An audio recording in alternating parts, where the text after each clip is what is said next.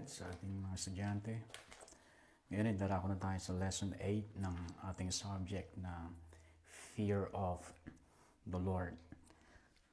So last session na pag-aralan natin about the priority of the fear of the Lord, Deuteronomy 10:12, and now, O Israel, what does the Lord your God ask of you but to fear the Lord your God, to walk in all His ways, to love Him, to serve the Lord your God with all your heart and with all your soul. How many of us would have put the fear of the Lord as a top priority?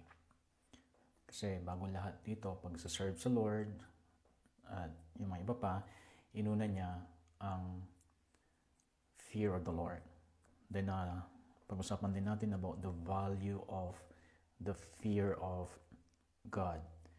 Proverbs 15:16, sabi niya, better a life with the fear of the Lord than great wealth with turmoil. So, ilang beses ko nang nabanggit sa inyo yan, pero muli ay i-remind ko sa inyo na kung magkakaroon ka ng buhay na sagana o marangya, pero wala din namang takot sa Diyos, ay mas mabuti na yung mamuhay ka ng mahirap. At least may takot ka sa Diyos. At kung may takot ka sa Diyos, kung talagang totoong takot sa Diyos, then hindi ako naniniwala mananatili ka rin doon sa kahirapan. Okay, so ngayon naman, pag-aaralan natin about the description of the fear of God. O isa sa unahin natin, the description of the fear of God. Sabi yan sa Proverbs 14:27. Proverbs 14:27. Sabi niya, the fear of the Lord is a fountain of life, turning a man from the snares of death. So yung description niya dito, tungkol sa isang taong may takot sa Diyos, para bang mayroong fountain of, hindi lang life, kundi fountain of youth na pumubukal sa kanya kapag meron siyang takot sa Diyos. Okay, so naniniwala tayo doon sa long life, pero naipaliwanag ko na rin sa inyo kung ano talaga yung long life. Kasi mas mahaba ang ikinabuhay ng isang taong namuhay sa takot sa Diyos, namuhay na may takot sa Diyos, tapos pumanaw siya sa murang edad, mas mahaba ang kanyang ikinabuhay kaysa doon sa masyadong matanda ang kanyang narating na edad, pero wala siyang takot sa Diyos. Sa totoo lang, hindi siya nakaumpisang mamuhay. Kaya mas mahaba ang buhay talaga ng isang taong may takot sa Diyos. Yan, so ganun ang ibig sabihin yan. The fear of the Lord is a fountain of life. Although hindi natin isinasantabi yung pagkakaroon ng mahabang buhay, matandang edad, pero may mas mahalaga doon. Kaya salamat kung nagkaroon tayo ng mahabang buhay and at the same time may takot tayo sa Diyos. Mas mainam yon. Okay, so yan ang description ng Bible sa isang taong may takot sa Diyos. Then, dito naman sa the commands concerning the fear of God. The commands concerning the fear of God. Kasi hindi ito optional. Ito ay utos ng Diyos talaga. Ito ay utos niya sa tao na dapat magkaroon tayo ng takot, respeto, paggalang sa Kanya. Proverbs 23:17. Proverbs 23:17. Do not let your heart envy sinners, but always be zealous for the fear of the Lord. So, yan ay napaka-importante kasi minsan nagtatanong tayo, bakit si ganito? Hindi naman siya namumuhay ng tapat sa kanyang relationship sa Lord, pero bakit mas pinagpapala siya? Bakit si ganyan, si ganito? Mas umangat ang kanilang buhay. Hindi po tayo dapat maiinggit sa kanila. Sabi niya, do not let your heart envy sinners.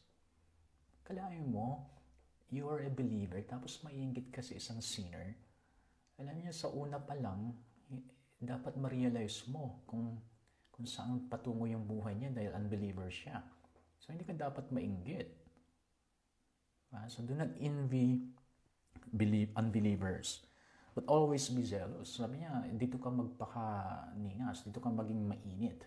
Sabi niya, yung magkaroon ka ng takot sa Diyos. Sabi niya, be zealous. Sabi niyang be, yun ay in a form of command, not optional. Always be zealous for the fear of the Lord.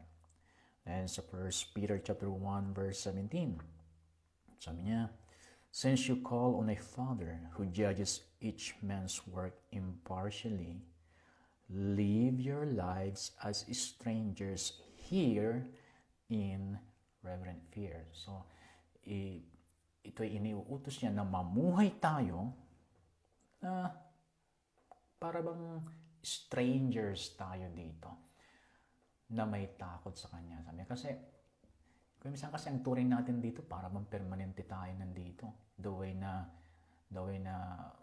umakto tayo sa bawat pinagdidesisyonan natin, para bang forever tayo dito sa mundo. Hindi, we're just strangers here. Meron tayong permanent na, or I mean, we are strangers, we are temporary sa world system na ito. And so, live like strangers. Huwag kang umasta na para bang permanente yung sistema ng mundong ito. Dahil hindi. Yan. At habang ginagawa mo yun, namumuhay ka na para bang stranger ka dito, then gawin mo yan na may takot sa Diyos. So yan ang direktiba sa atin kung paano mamuhay. Okay? And then, punta naman tayo sa the connection between the fear of God, the connection between the fear of God and giving Him glory. The fear of God and giving Him glory.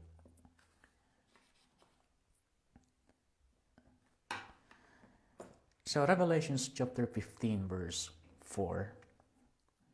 Revelations 15:4. Sabi niya, who will not fear you, O Lord, and bring glory to your name? For you alone are holy. All nations will come and worship before you, for your righteous acts have been revealed. Then, i-connecta niyo ang Hebrews 12:28-29. Hebrews 12:28-29. Hindi na natin mabasahin. Pero yung nabasa natin doon sa verse 4, Revelations 15, who will not fear you, O Lord, and give or bring glory to your name? So, ito na yan, no? Yung kasunod kaagad ng pagkatakot sa Diyos is giving glory. Pagbibigay ng yung nararapat na papuri. Yung parangal. Yung nararapat na parangal sa Kanya. Yung principle dito, babasahin ko. The revelation of God's holiness will be the greatest incentive to never touch that glory by taking it for ourselves or giving it to another. In other words, when we have a deep respect and understanding of God, we will want to give Him the glory. Ganyan talaga ang pag-iisip ng isang taong may tunay na respeto at paggalang sa Diyos. Ang nais niya lagi ay ibigay ang parangal sa Diyos. Ayaw niyang kunin ng karangalan. Ayaw niyang kunin ng papuri. At ayaw din niyang ibigay ito sa iba. Sa Diyos lamang. Yan, madali lang yung hindi mo kukunin yung parangal. Or, mas madali kumpara sa yung pagkuha ng karangalan o pagbibigay sa iba, yung karangalan na dapat sana para sa Diyos. Medyo mahirap yon. Mas madali yung isipin na hindi ko kukunin ng papuri. Kapag ako ay binigyan ng papuri, pag ako ay pinaparangalan, alam ko naman na hindi ko kaya yon kung wala ang Panginoon. sa lahat ng aking mga nalalaman, sa lahat ng aking mga kayang gawin. Matututunan ko ba yon kung hindi ako tinulungan ng Lord, kung hindi siya gumawa ang paraan para mai-connect sa akin ng mga tao, para matutunan ko ang isang bagay, kung hindi niya ginamit yung mga ibang tao na kahit hindi ko kilala, ay ginamit niya para matuto ako sa mga nalalaman ko ngayon. Alam ko naman na hindi mangyayari yun kapag walang mga taong tumulong sa akin. Tapos ako yung napapapurihan, ako yung napaparangalan.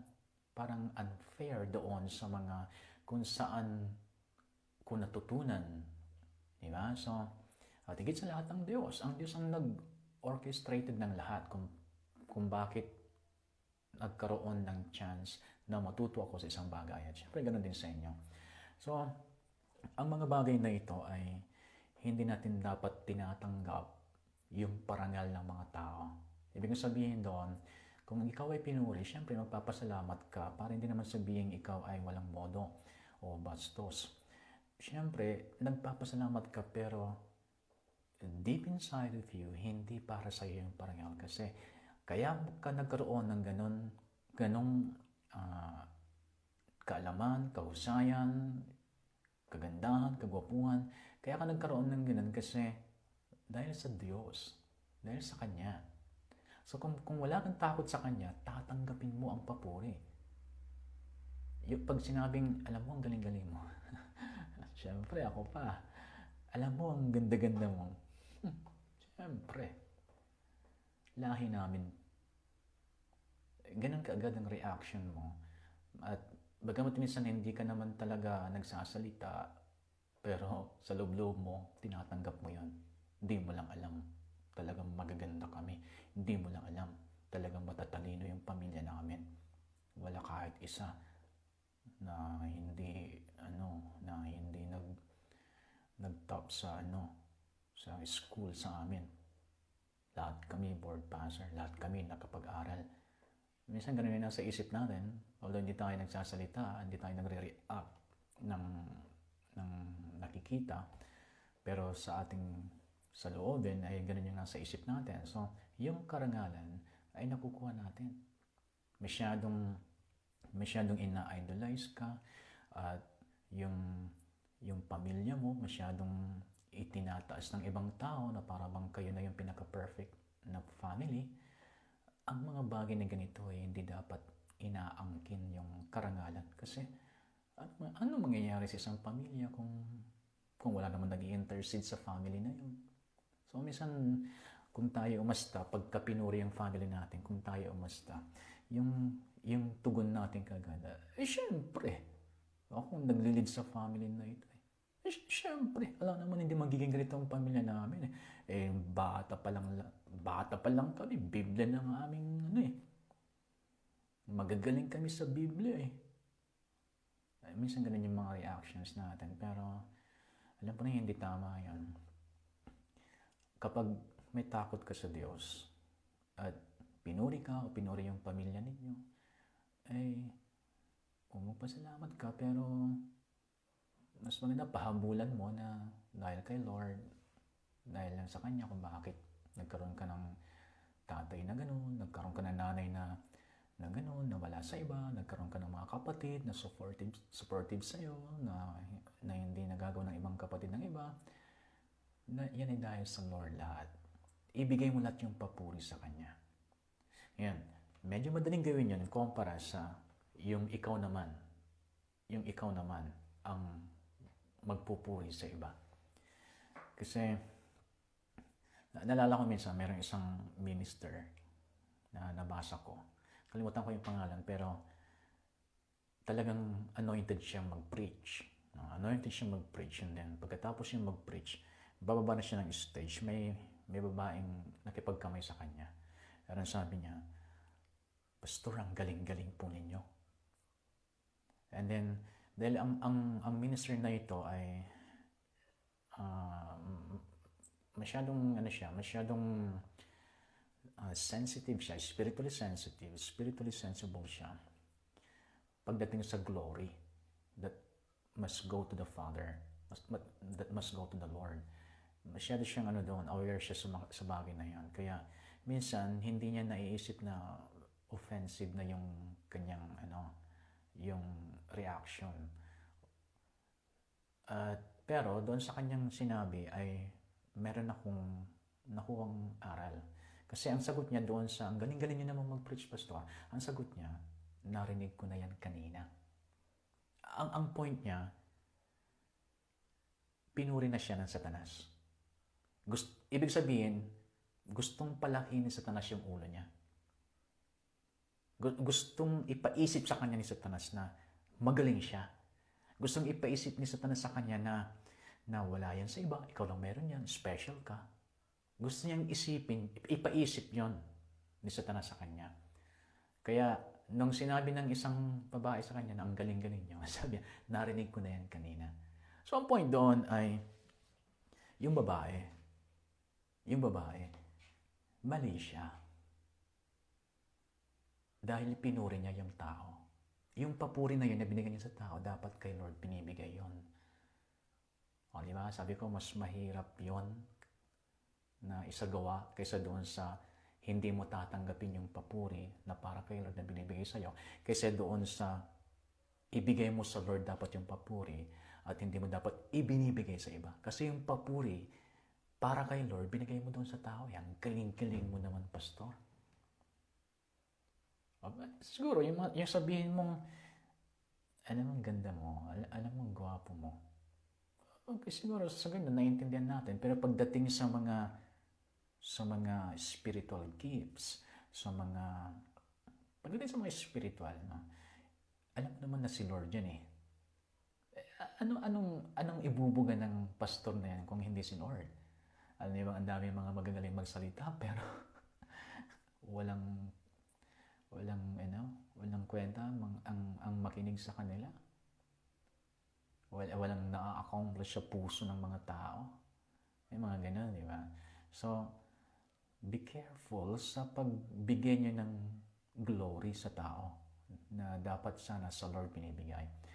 Pagdating sa mga alam ninyong kung hindi dahil kay Lord wala sa kanya yon, then maging maingat kayo doon sa pagpupuri. May mga paraan ng pagsabi na yung tao na-appreciate mo siya pero si Lord ang nabibigyan ng kapurihan. Okay? So, ang mga tao may takot sa Diyos, aware sila tungkol sa bagay na ito. Aware sila. Kaya nga sa akin, hindi niyo ako masyado. Kasi pag binitawan ko yung salita tungkol sa, halimbawa may nagpapa-evaluate sa inyo yung preaching skills ninyo, pag ini-evaluate ko, siguro doon ko masasabi na para bang ikaw ang napupuri. Pero pag nagbitaw na ako ng salita, minimeditate ko yung mga salitang binibitawan ko.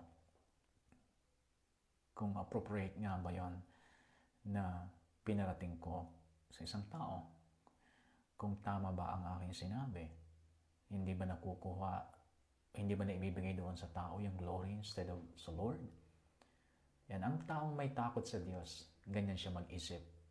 Pero kung hindi mo kinakatakutan ng Diyos, wala tayong respeto at paggalang sa Kanya, wala tayong pakialam kung yung glory para sa Lord na ibibigay natin sa tao.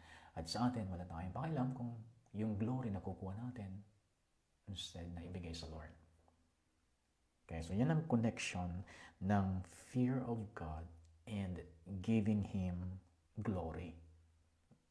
Magkasama yan. May connection yan. Okay? And then, next naman is the necessity. The necessity of the fear of God. Why is it necessary for us today? Bakit kailangan ngayon? Bakit kinakailangan ngayon ang pagkatakot sa Diyos? It's the basis and motivation for all we do. It should be the basis and motivation for all we do. Tingnan natin yung mga example sa Bible. Kung paano nila ginawang basihan or motivation or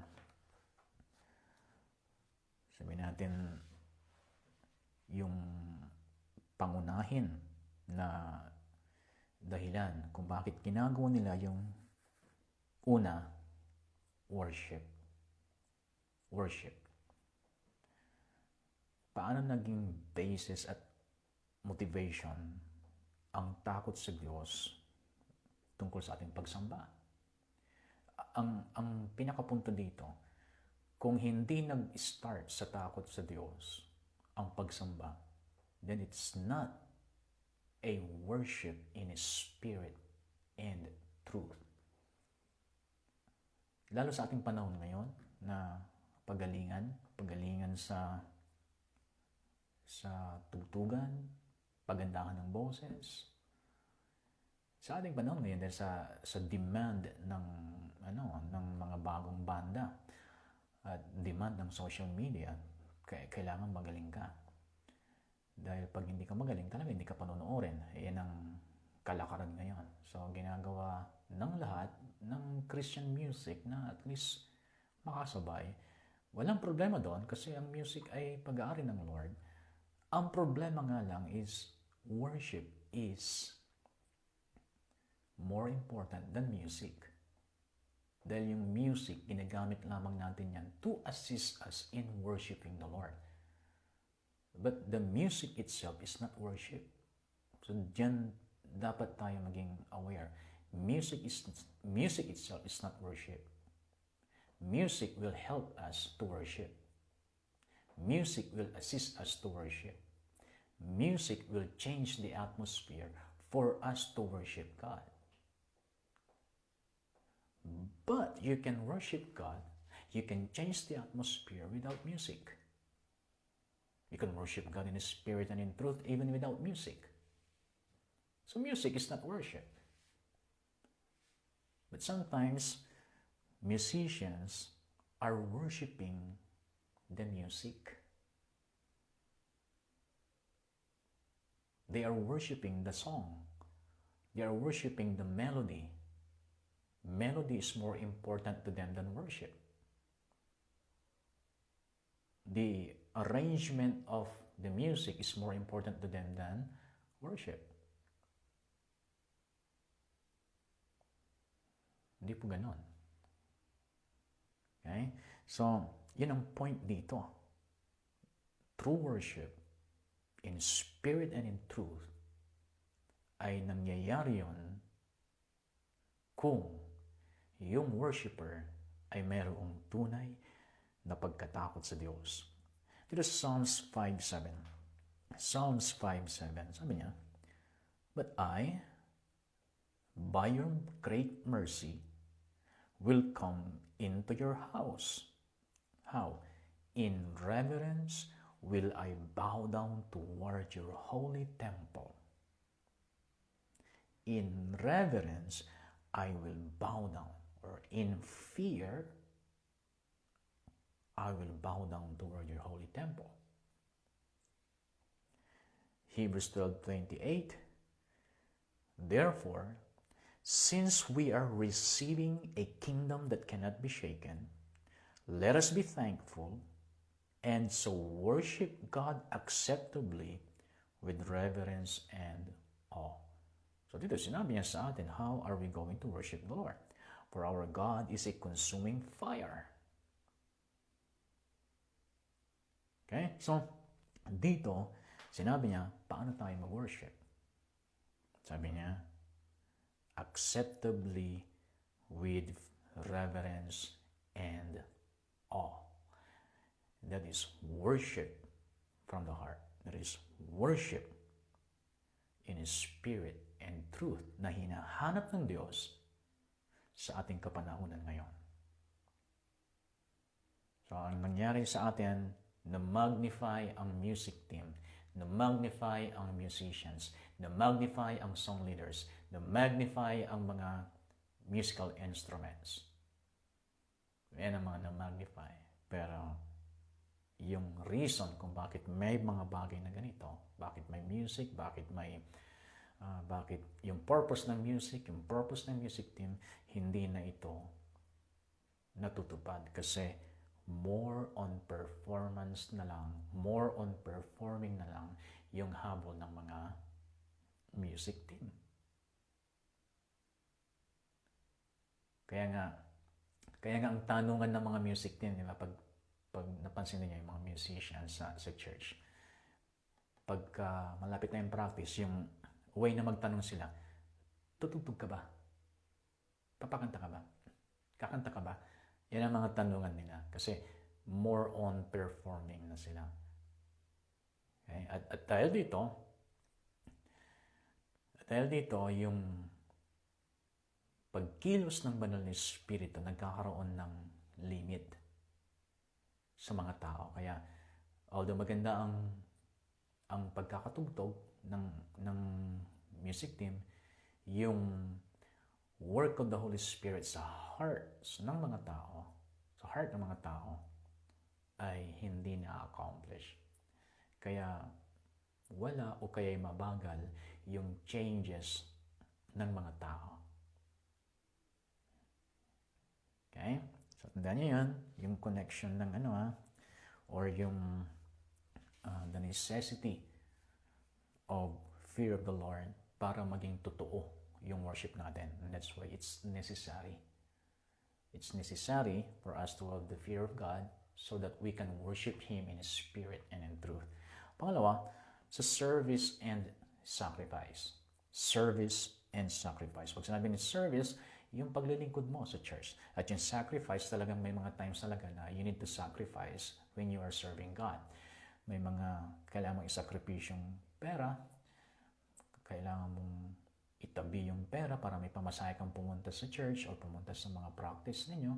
Kailangan mong maglaan ng oras na dapat sana may importante kang gagawin, pero dahil sa nagsaserve ka nga, so isa-sacrifice mo yung time, isa-sacrifice mo yung pera, isa-sacrifice mo ang maging yung relationship mo sa ibang tao, not to the point na i-break mo sila or sasaktan mo sila. Hindi, kundi may mga times talaga na gustong-gusto mo na makasama sila, pero dahil sa nagsiserve ka, then sacrifice mo na. Ngayon, ano ang motivation ngayon ng mga service mo na ito, mga sacrifices mo ito? Anong motivation mo? Anong basis ng lahat ng mga to? So, tingnan natin kung ano dapat. Psalms chapter 2 verse 11. Psalms chapter 2 verse 11. Sabi dito, serve the Lord with fear and rejoice with trembling. Matindi ito, no? Serve the Lord with fear. Don't just serve the Lord. Kasi minsan nagsiserve lang yung isang church worker dahil sa siguro nahatak ng kaibigan, or siguro meron siyang nililigawan, or meron siyang crush doon sa mga ibang church workers, or ang mga iba ay talagang walang magawa, ginagawang libangan lang yun, or pinilit, tinulak, pinuwersa ng mga magulang, at para makuha ang budget, makuha ang allowance, ay kailangan nilang sundin ang magulang. So, nagsiserve sila. Alam ba ninyo, hindi ko alam kung may reward yung mga ganitong klaseng paglilingkod.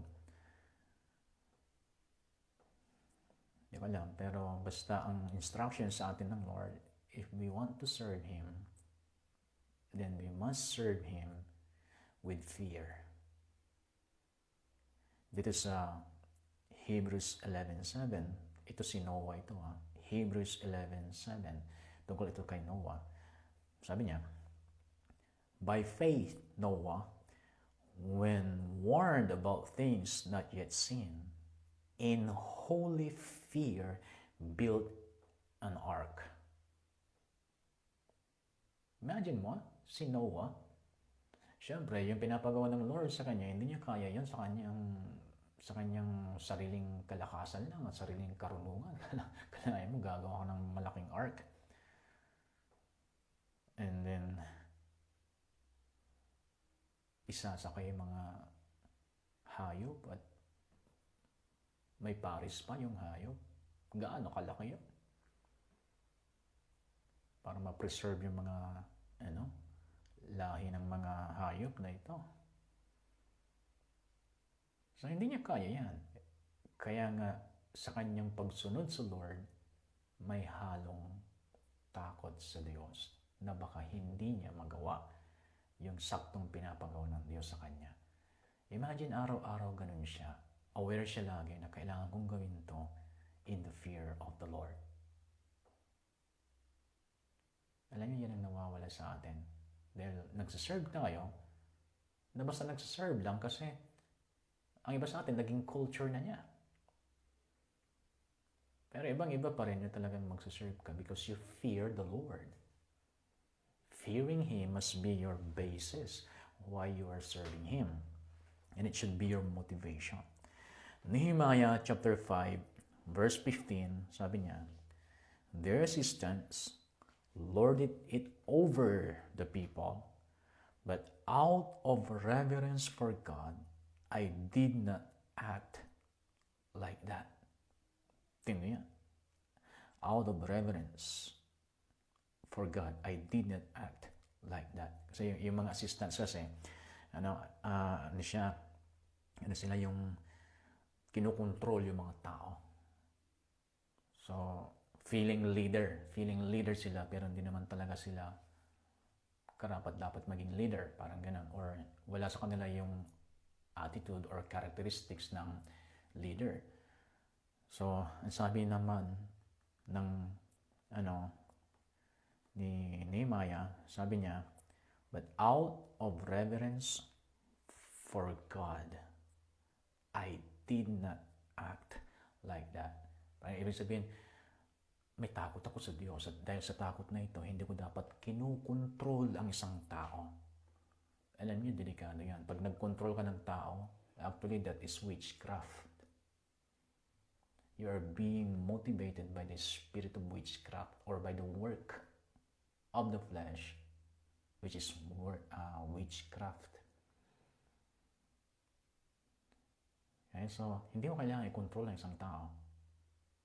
Anong purpose mo? Why you are controlling a person?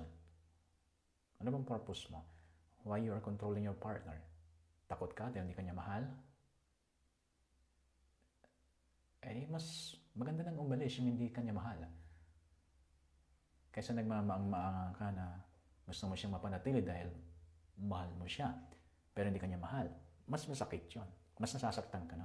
Alam mo hindi ka niya mahal, pero pilit mong pinapanatili sa'yo. Nasasaktan ka lang.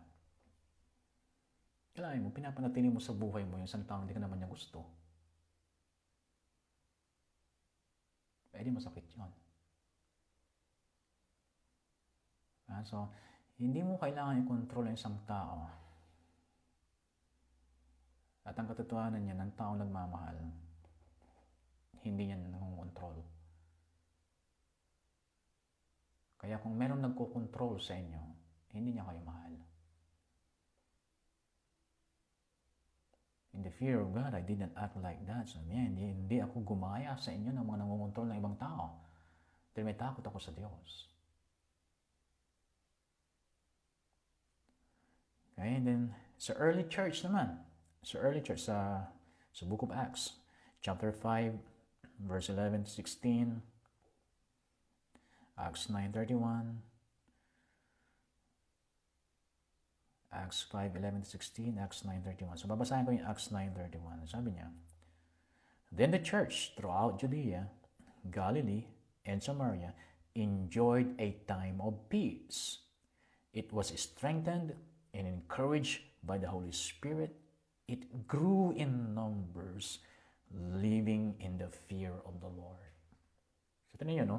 Yung paglago nila in numbers, sumasabay yung pagkatakot nila sa Diyos. So ibig sabihin talaga nito, sa umpisa pa lang ng church, umpisa ng church ni Jesus Christ, hindi yung umpisa ng church ng ganitong relihiyon.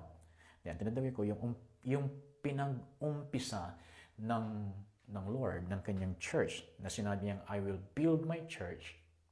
It is a kind of church with the fear of the Lord. Yan ang klase ng church na in-establish ng Panginoon kasi nakita natin yan sa sa Acts chapter 9:31. Nagpatuloy sila sa paglago in the fear of the Lord.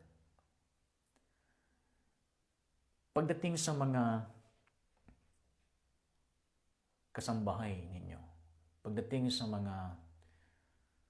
yung mga low class na mga tao, paano nyo sila, or ganito muna, kayo ng mga low class, mayroon sabihin nyo ganun, o tayo na mayroong pinagtatrabahuan, tayo na may amo, sabi natin ganun, tayo na may amo, sa akin may amo ako sa school, tayo na may boss, okay? Ano ang ating motivation kung bakit sumusunod tayo sa kanila? Kasi tinan niya, wala naman siguro hindi naman siguro makakarating to doon sa aking pinagtuturuan. Ang dami mga kasama ko doon na teachers, mga faculty members, na alam kong nagnanakaw ng oras nung face-to-face class pa. At palagay ko hanggang ngayon, mas madaling mandaya ngayon sa online class.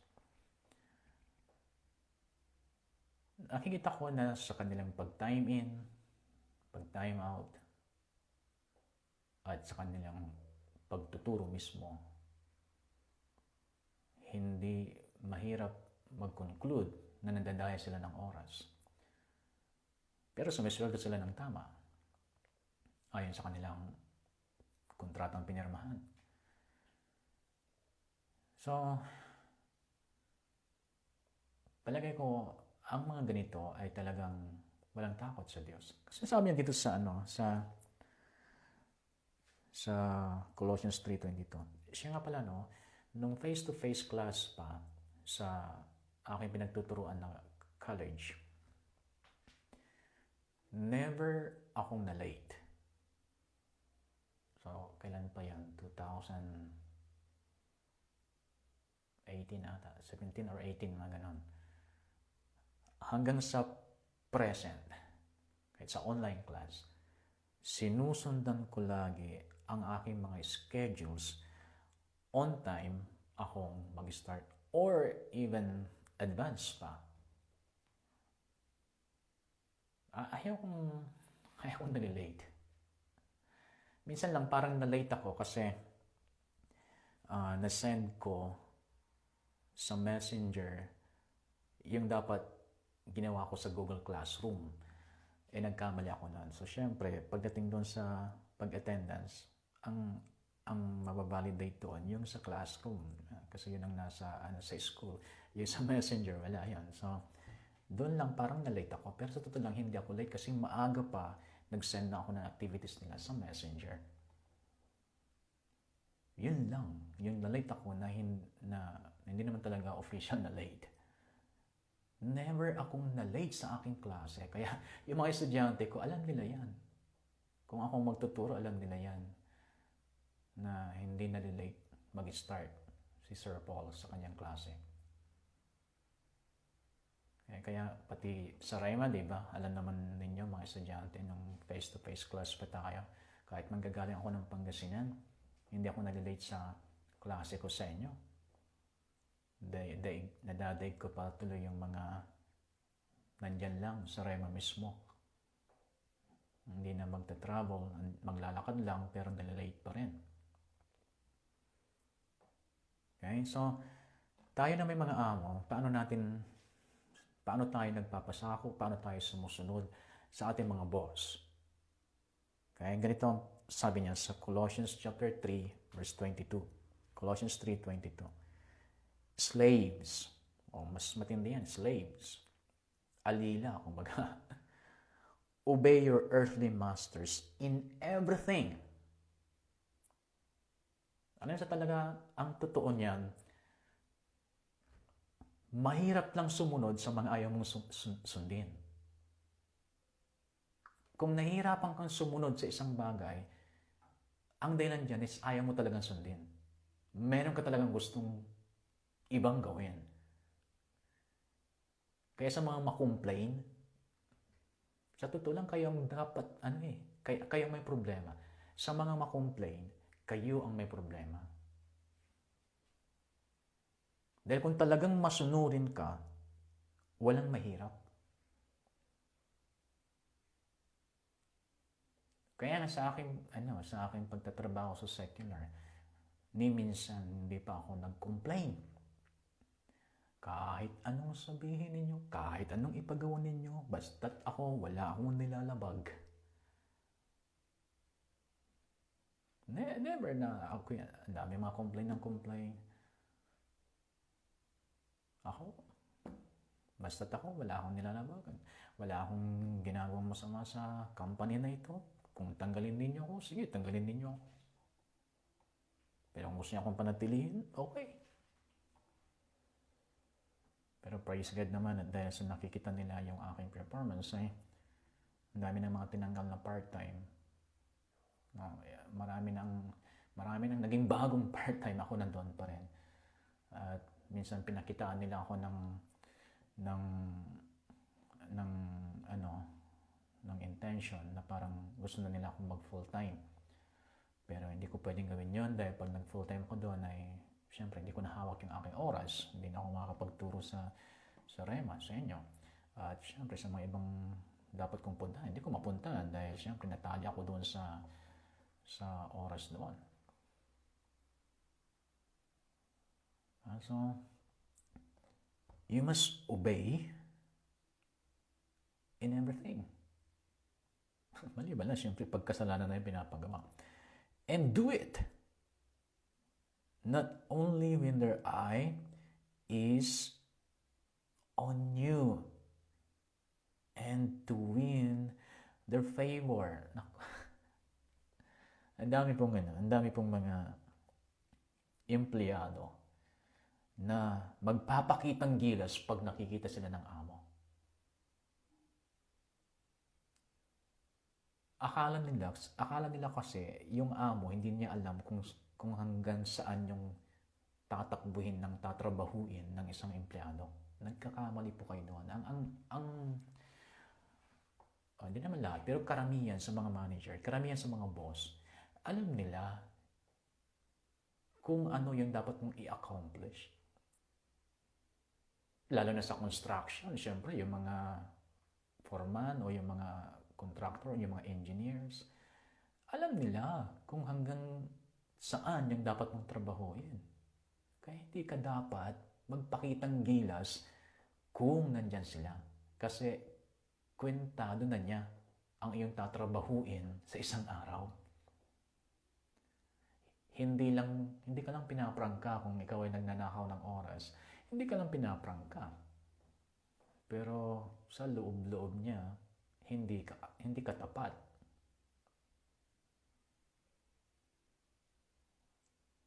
So, hindi yung magpapakitang gilas ka din nakikita kanila. Nakikita kanila o hindi, magtrabaho ka ng may takot sa Diyos. Na para bang sa Diyos ka nagtatrabaho. Sabi nga dito, but with sincerity of heart and reverence for the Lord. Ganyan ba yung asal natin magtrabaho sa secular? Sa akin, sa church man o secular, parehas lang kasi attitude yun Attitude yun. Yung parehas lang yung performance mo, nakikita ka ng amo o hindi. At kahit hindi napapansin yung ginagawa mo, okay lang. Basta nandito ako para magtrabaho. Hindi naman ako hinired dito para i-please ang kahit sino man dito. Nandito ako para magtrabaho. At alam po ninyo, sa totoo lang, kapag ganun po yung ating performance, sa kung saan man tayo nagtatrabaho, ang taas ng respeto sa iyo ng kahit sino mang nandoon sa company na yan. Simula sa pinaka-boss hanggang sa pinakamababa yung posisyon. Ang taas ng respeto nila sa iyo. At minsan, yung mga i-compare ka sa mga iba, bakit siya ganito? Hindi naman siya ganyan. Ganyan. Kaysa doon sa pinag-uusapan ka na, yan, sip-sip yan. Yan. No? Nandyan lang siya sa pwesto niya kasi masyadong malakas yan kay boss. And then pag ipagpapatuloy nyo pa yan, or sa bandang una niyan, yung paano naman natin i-treat yung mga empleyado natin, o sabi natin yung mga trabador natin, o yung mga nagtatrabaho sa atin. Alam po ninyo, sa totoo lang, nalulungkot ako kapag may mga, sabi natin, construction workers na nakakausap ko na nagpaparating sa akin ng kanilang mga nararanasan sa mga nagpapatrabaho sa kanila. As in, hindi man lang sila mabigyan ng pabor. Alam niyo sa akin, ang tinitignan ko yung bigat ng trabaho sa mga construction workers. Halimbawa, dito, kasalukuyan meron akong pinapagawa dito. Yung nagtatrabaho dito ay senior citizen na siya. So, ibig sabihin, kakaunti na yung kukuha sa kanya kasi mabagal na siya sa pagtatrabaho. So, kawawa kasi siya mismo magmamakaawa na kunin siya na magtrabaho at ibabargain na niya yung sweldo niya. So, dati, na-expect niya ng kanyang sasahurin dahil master carpenter siya. So, sasahod siya ng 500 plus. Pero ngayon, kahit 300 lang, talagang papatulan niya na dahil sa wala na talagang kakaunti na makakakuha sa kanya. So, yun ang ina-expect niya nang ibibigay ko ay 300. Pero sa aking pag-obserba sa kanya, kahit matanda na, magaling talaga. At lahat ng sinasabi ko, nagagawa niya or mas mapapaganda pa niya. Sa akin nakasanayan ko na yung hindi lang siya, ginamit ko lang itong example, pero noon pa man, basta't mayroon akong pinagtrabaho, yung kanyang makukuhang pabor sa akin ay mas higit pa sa kanyang mga inaasahan. So, ginawa ko kasi nakikita ko, magaling, tapos kahit hindi mo nakikita, diretso ang trabaho niya kasi obserbahan ko, yung ina-expect kong matatapos niya, aalis ako, and then pagdating ko, sobra pa doon sa ina-expect ko yung ma-accomplish niya. So, natutuwa ako. Ang ginawa ko kasi itong during pandemic, hindi naman ako gaano lumalabas-labas. So, ang dami ko ng mga damit na hindi na nagagamit. Pero bago pa. At yung mga iba, matagal na pero ilang beses ko lang naisuot. So, naalala ko yung mga damit na yon. Kasi nakita ko yung damit niya, butas-butas. Then, talagang hindi mo makitang siya, malinis. So, namili ako ng mga damit na as in talaga hindi ko na nagagamit pero maganda pa. Saka branded pa. So, namili ako pantalon, jeans, sapatos na Levi's, binigay yun sa akin from sa ibang bansa. And then, kung ano-ano yung mga tinignan ko, na mga gamit ko, na pwede yung gamitin at hindi ko naman na nagagamit. Nung pagkabigay ko sa kanya, sabi niya, kahit hindi niyo na po ako silduhan, okay na po ito. Hindi, sabi ko, ano yan, iba yan sa sildo mo, kako. And then, yung ina-expect niya, na 300 lang yung, or 350 yung kanyang sasahurin. Ginawa kong 400, plus binalik ko pa ang kanyang ang kanyang pamasahe. Alam po niyo, napaluha siya.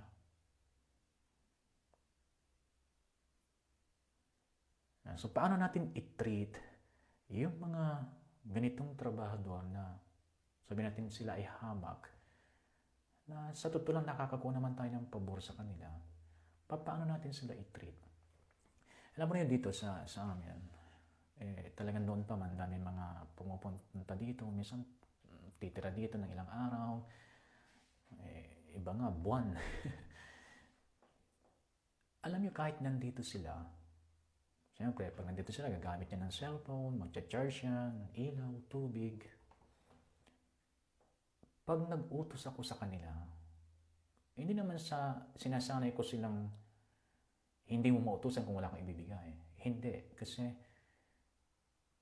gusto kong mapasaya sila. Kasi nga, tinuturing kong hamak sila. Baka naman sa kanilang bahay, hindi sila nakakaramdam ng ganong klaseng treatment. So, pag nag-utos ako sa kanila, sobra-sobra yung aking ibinibigay na reward sa kanila. Depende sa kung ano yung iniutos ko sa kanila. Wala pong masasabi. Lahat ng tumira dito, noon pa man, wala silang mapipintas na when it comes to how to treat them right. Hanggang sa kanilang pagtanda, kinikwento pa rin yung kabutihang ipinaranas ko sa kanila. At minsan, nasasabi na hindi dahil sa pastor siya eh. Sabi niya, kasi marami akong kilalang pastor na di naman ganun kabait kagaya ni Pastor Paul. Minsan may mga ganun kang marinig, ngingitin na lang ako. Sasabihin nila talagang napakabuting tao talaga yon. So, di ko alam kung bakit may mga tao na hindi nila magawa yon sa mga ganitong klaseng tao. Na nararamdaman nilang napagdadamutan sila. Alam niyo yung mga ganitong tao kasi pag napagdamutan mo yan o hindi mo nabigyan ng pabor, bumababa yung self-esteem nila. At pag hindi ka aware, yung mga salitang binibigkas nila against sa'yo ay mayroong epekto yon. May epekto yon sa'yo. Imbis na i-bless ka nila, hindi nila magawa kasi nga mayroon silang kinikim-kim sa'yo. Kaya kung ikaw tuloy ang mga ilangan sa kanila, kahit wala silang trabaho, aayaw sila sa'yo, hihindi sila sa'yo. Yung mga nabibigyan mo ng pabor, naghanap yan lagi ng pagkakataon mapaglingkuran kanila. Okay, so how we treat yung mga hamak na tao, yung mga nagtatrabaho sa atin, and how we treat yung mga superior natin ay reflection yan ng ating pagkatakot sa Diyos. Kung isang tao masagwang ugali, huwag ka nang mag-isip ng ibang conclusion. Wala talagang takot sa Diyos yan. Ang isang taong may takot sa Diyos, magiging mabuti ang kanyang ugali. Hindi magiging masagwa ang kanyang ugali. Imposible yan. Hindi Diyos ang kinakatakutan niya kung hindi maayos ang kanyang pag-ugali. Ang tao, kahit hindi ang Kristiyano, kung talaga may takot sa Diyos yan, maayos ang ugali niya kasi ang dami mga hindi Kristiyano na mas daig pa nila yung mga Kristiyano pagdating sa ugali. Kung pag-uugali lang ang pag-uusapan, ang dami mga hindi pa Kristiyano na mababait at mabubuting tao. Supposed to be tayo mga Kristiyano, tayo mga mababait. Fruit of the Spirit yan eh. Goodness, kindness. Supposed to be tayo nakikitaan nun. Pero nakakalungkot dahil mas nakikita natin sa mga unbelievers. Hindi ba tayo na-challenge nun? Pag magkwento yung may ibang tao tungkol sa mga unbelievers na napakabuting tao, hindi ba tayo na-challenge nun? Dapat ako yun ah. Hindi ba natin naiisip yung gano'n? Pero wala kang magawa. Hindi mo mapilit na baguhin yung isang tao hanggat hindi siya nagkaroon ng takot sa Diyos.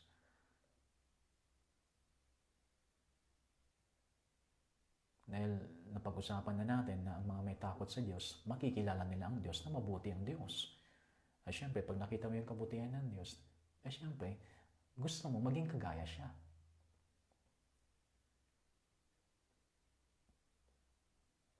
So, napaka-importante yan. And then siguro dito tayo magtatapos sa Deuteronomy 10:20 or dalawang verse pa. Deuteronomy 10:20. Sabi niya, "Fear the Lord your God and serve Him." Okay? Fear the Lord your God and serve Him. So, napag-usapan na natin yan. Doon na lang sa Genesis 22, verse 11 and 12. Si Abraham naman to. Yung kanyang sacrifice, anak niya mismo. Anak niya mismo to si Isaac. So, tingnan natin paano niya nagawang lahat. Genesis 22, 11 and 12, sabi niya, "But the angel of the Lord called out to him from heaven, 'Abraham, Abraham, here I am.' He replied, 'Do not lay a hand on the boy.' He said, 'Do not do anything to him. Now I know that you fear God, because you have not withheld from me your son, your only son." Yung sacrifice niya, yung obedience niya, naghalo yun obedience and sacrifice, naghalo sa kanya. Ang kanyang motivation ay ang kanyang pagkatakot sa Diyos. And actually, kaya niya nagawa yung sinabi ng Diyos sa kanya.